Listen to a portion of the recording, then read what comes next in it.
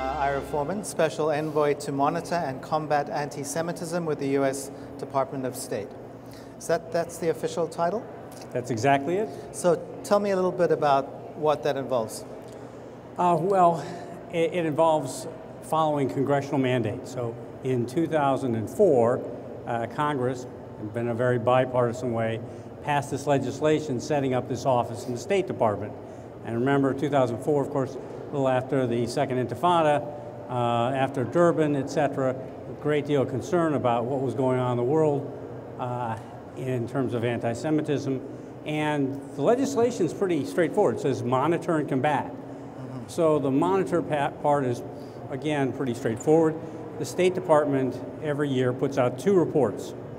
They actually happen to be the most widely read reports the State Department puts out. The Human Rights Report and the International Religious Freedom Report. And in those 2 reports, in roughly 70 countries, many countries with almost no Jews, or no Jews essentially, we report on anti-Semitism. Much of that data comes from our posts, our embassies and our consulates, and who have been trained to look for this material, telling them a little bit about the background, what they should be looking for. Some of it comes from where our office, the CIS office in Washington, D.C., and so that's the monitoring part. Although I would say the travel we do throughout the year, myself or other people in the office, also is a piece of that monitoring. And combating is, to a certain degree, whatever special envoy is in that particular office has a chance to define that to a certain, and although they not greatly vary, I think there's been a little variance from envoy to envoy. So you talked a bit about travel, so where have you been this year? This year, well, I probably can't tell you this year. I can tell you 17 countries in 18 months. Many of those countries, such as Poland, France, Belgium, Netherlands, Hungary, have been multiple times. Of those 17 countries, 16 are in Europe, and the other is Israel. So that gives you a little sense. And what have you found, what are the current trends in anti-Semitism? It seems that anti-Semitism is on the rise all over the world, especially in Europe. Would you agree with that? Yes. Yes, I think the data we have is incomplete. We have OSCE hate crime data in some countries. We have things like the Cantor Center. We have things like polling by the ADL or AJC. We have the Frost survey, none of which are perfect measures of kind of how things are going over time. I've seen Cantor Center data that shows 2004, essentially, kind of a pretty straight progression up. You might have a dip down one year or dip up, but the larger line keeps going up. But maybe even more important than that is people talking to me. And anecdotally, I don't think I've had anyone say that since the beginning of the 21st century, anti-Semitism hasn't gone up. And few have said to me that the last 5 or 6 years, roughly the time of the Great Recession starting, it's gone up even more, accelerated. Now, one of my themes when I talk about this, and from what I've heard, and what I think has been impressed upon me, is the complexity of this. And so it's not the same in every country. I would tell you probably from the little I know, Ukraine has less anti-Semitism perhaps than it had 5 years ago, 6 years ago. But by and large, the trend line is up. And yet, when you look at Ukraine, for example, I think of the 25,000 immigrants that we had to Israel in the last year, 6,000 came from Ukraine. So you think they're not running away from anti-Semitism? I think by and large, they're running away from violence in eastern Ukraine and instability, and probably to a certain degree economic plight. Ukraine, as you know, is a relatively poor country, and the economy's taken a hit. So there's a lot of people who would like to go, I think, and the Jewish community has that option of getting out. So I think you're seeing part of that. So emigration is not alone the single best indicator, though it's something you look at as well. In a place like France, we're certainly looking at it. Well, let's talk about France for a while. I mean, it seems that there's been a huge increase also in Aliyah from France. because of anti-Semitism, because of the rise of, if you like, militant Islam and Muslim extremism, whatever you want to call it, French Jews feel very threatened. Is there an actual increase in the number of anti-Semitic incidents in France? Well, certainly this summer, we saw throughout Western Europe, tremendous rise. You just couldn't help but read the paper, whether it was the Jerusalem Post or European press or our press, and not see that. So we had what? Estimates I hear of about 5,000 from France this year. Right. And of course, that's 1% of French Jewry. So it's not a lot. Having talked again, part of the things the things I'll tell you is really what I've seen and what people have told me. So this summer, in speaking with French Jewish communal leaders, one of them told me, worst case scenario, and worst case scenario as this trend line continues, we don't lose everybody, far from it. Maybe 100,000, maybe 150,000. But then that individual said to me, but that's not the real problem. What do we do about fundraising, about keeping the community together? I go to somebody to fund a school and they say, why would I fund a school? Why would I pay money here? This community's ending. Look how many people are leaving. And he said even worse is the fact that a lot of people will decide in France, I don't want to be Jewish anymore. I can easily assimilate. Why be identifiably Jewish? Go to shul and risk getting attacked, having my kids risking my kids getting attacked in school. Why would I want to continue that? So, I talked about complexity. I think it's important for us, really important, especially in our office, to get this right. We don't want to oversell this. If you can't be a student of Jewish history and not hark back to the 20th century and say, is this 1939 again? And I think the honest answer, as best we can make it, is no, it's not. But that doesn't mean that the very viability of Jewish communities in Europe, but perhaps other places as well. We've seen the trend mainly in Europe, but in other places as well. The viability of those are in question. And that's a tragedy. But also, you look at some of these communities. I go to Greece or Turkey, and I see a community that, not only is it a tragedy we could lose a community like that, but that community is 25, could be 2,300 years old or 2,500 years old. What a extra tragedy for those countries to lose that piece of their nation. Right. So I think in saying we don't want to oversell and undersell, I think it's important for us internally in the U.S. government to be telling my superiors, this is what's at stake. And not say, and by the same token, not Shirai a Gewalt that's essentially not there. Right. Because then you lose credibility. But what's happening is certainly bad enough. Do we have to evacuate? Is that a sign? I didn't do it. I was going to say, I'm guessing that anti-Semitism was up significantly as a result of Operation Protective Edge. Well, but it's hard to distinguish sometimes between anti-Semitism and anti-Israel sentiment. Yeah. So 2 questions there. Yeah. We assume that's the case. We've seen spikes in the numbers, and certainly anecdotally, again, it doesn't take a genius to see what's going on in the streets of France, in the streets of Belgium, in the streets of Germany, the streets of Netherlands. That's very clear. So they're certainly correlated if they're not causal. Right. We don't have data exactly to tell us about that. And one of the things that we deal with in the United States is, in our office in particular, is while we don't deal with the Palestinian-Israeli conflict, we do deal with where that line that you spoke about, exactly, where does anti-Israel opinion or criticism of Israel cross the line?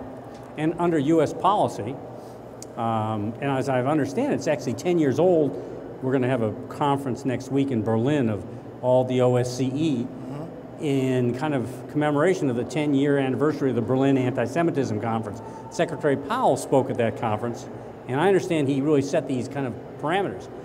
When criticism of Israel goes into delegitimization. So certainly there's lots of criticism of Israel. We as a country say that's perfectly appropriate, and even maybe criticism we don't agree with. But when it delegitimizes the state, when it says, for example, that Israel has no right to exist, or that Zionism is the only form of nationalism that's illegitimate, that crosses the line over. When it defames Israel, for example, when people say what Israel is doing to the Palestinians is exactly what the Nazis did to the Jews. Well, certainly people can criticize Israeli policy toward Palestinians. That's not a problem. But to make a statement like that, it crosses the line, clearly outrageous, clearly defamation. And then third, double standards, which, you know, sometimes maybe a little line is a little grayer, but sometimes it's very clear when Israel is being treated very different than any other nation. Yeah. For U.S. policy, it's important Israel is treated like every other nation.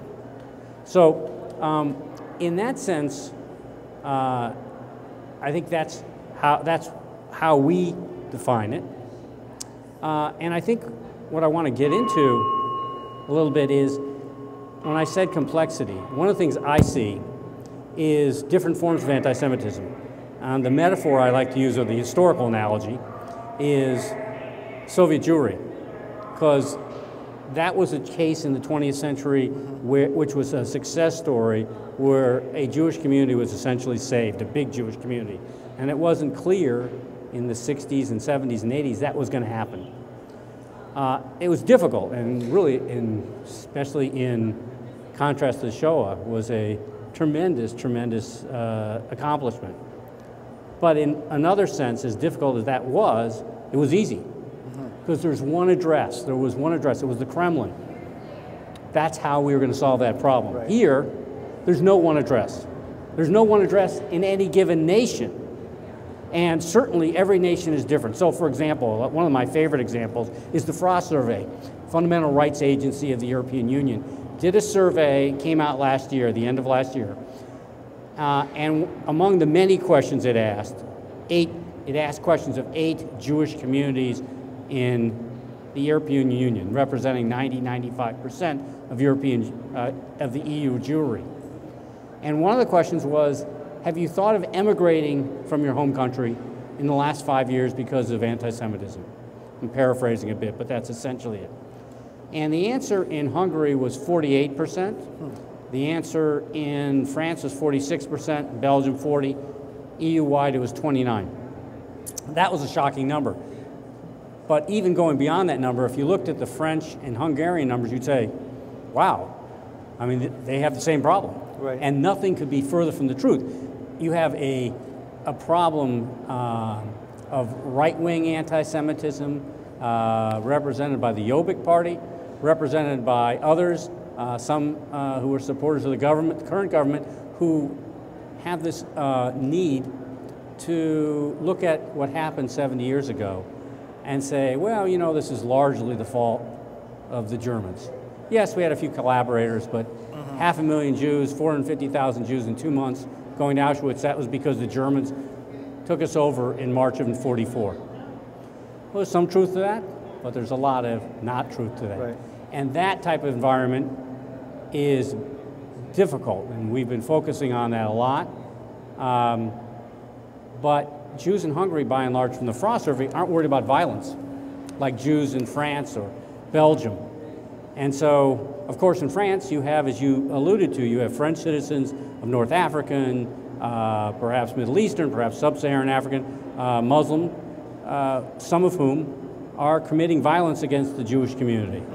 And based on, we believe, well, we don't have any data, great data on this either, based on the Arab-Israeli conflict, and certainly we saw this spike this summer. But then you have your classical right-wing anti-Semitism that you know, many people looked at the National Front, particularly before when Marie Le Pen's father was the head of the National Front. You have left-wing anti-Semitism and based anti-colonialism, anarchism that's delegitimizing Israel. You have different, I would call populist anti-Semitism. You see it in soccer hooliganism. Maybe Dieudonné, who is the French comedian who was originally from the left, now is from the right. I think his crowd is a populist crowd, not so ideological. And all of them often, sometimes collaborating and meeting. So you have this complexity. What's the threat in France? Well, the immediate threat is violence, and we know where that's coming from, by and large. You go to Hungary, the threat is great, but it's not violence. It's different. Even with Jobbik, which had a street militia, now some people say it is unofficial street militia still, and is rabidly Nazi ideology. They're not now perpetrating violence against Jews. Roma, that's different. They are, and it's very serious. Greece, with a small Jewish community, Golden Dawn, if anything, ideologically is more Nazi, and it definitely has street militia, and has, of course, both of them, serious parliamentary representation.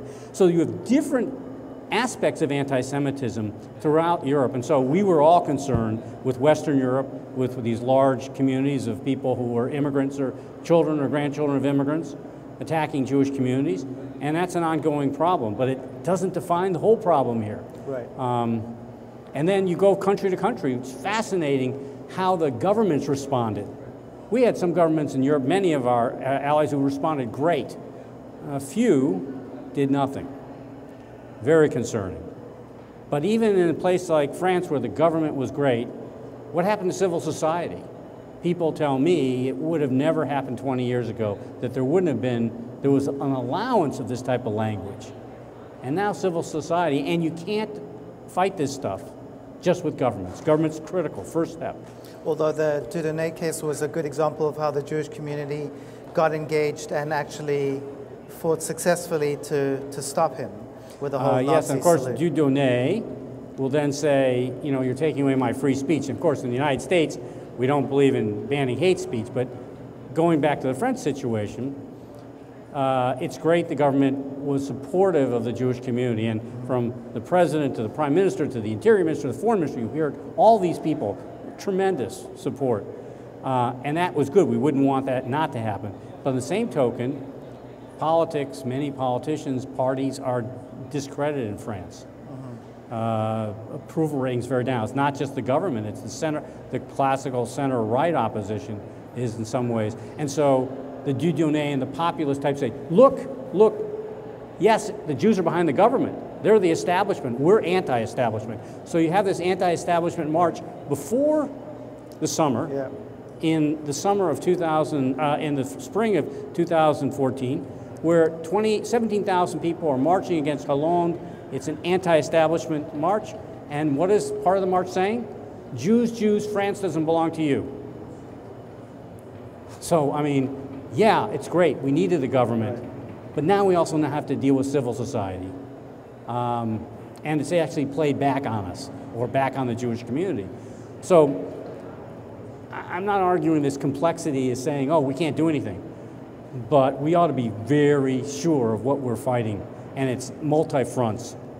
What about the situation in the United States, and especially on college campuses, where we see, I don't know to what extent, but the rise of the BDS movement, etc.? Well, you're talking to definitely the wrong person, because I have our mandate of our office covers all the countries in the world except one. Except the United States. Except the United States.